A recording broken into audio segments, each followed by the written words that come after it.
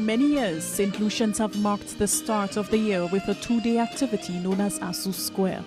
It includes singing, dancing, modeling, performance poetry, and traditional games. The annual event is organized by the Castries City Council and the Cultural Development Foundation.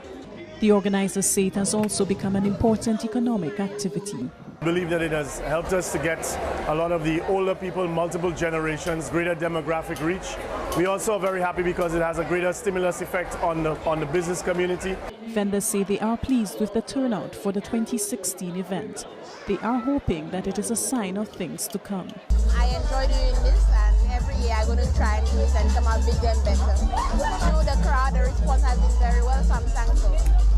The two-day event attracted thousands of patrons through the gates of the capital's Derek Walcott Square, a public space dedicated to one of St. Lucia's two Nobel laureates. The organizers say they will conduct a full review of the event, but from all indications, it was a resounding success. Alison Kentish, Telesur, St. Lucia.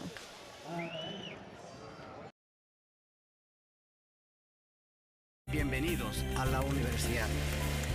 Candidates to the presidency of Peru have used the proliferation of for-profit universities to finance their political campaigns and promote their image. Cesar Acuña, for instance, is the owner of one of these universities, and even though his is not recognized as a valued institution, he presents education as one of the pillars of his campaign. With this announcement, we are saying that we are going to build a new country, because investing in education is building a new country. Many students recognize the difficulty to find good jobs when finishing a degree at one of the institutions of low prestige, such as Cesar Acuña's. The bad thing is that when looking for a job, they don't accept you. No, they say.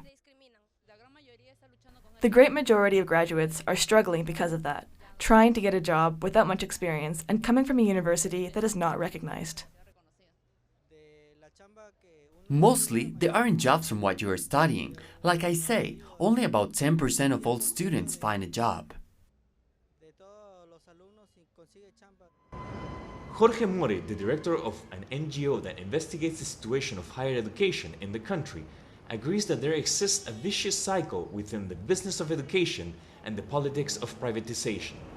A natural path for the people involved in the private university business is politics, because they need to defend their investments. And what we're seeing right now is that the main candidates in Peru are defending the university businesses against quality and the future of the youth in Peru. Mori also notes that those candidates that have the coffers of a university at their disposition have an unfair advantage for the elections that are taking place in April of this year. Rael Mora, Telesur, Peru.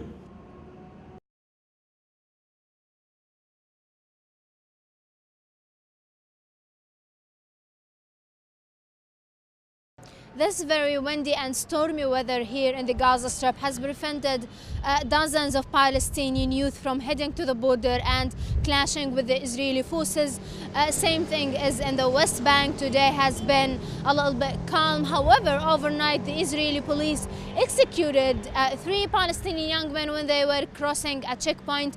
They just thought that they are suspicious. The young men did not do anything wrong, and the Palestinian Authority denounced such action by the Israeli forces. Here in the Gaza Strip, also the people were shocked about hearing such news.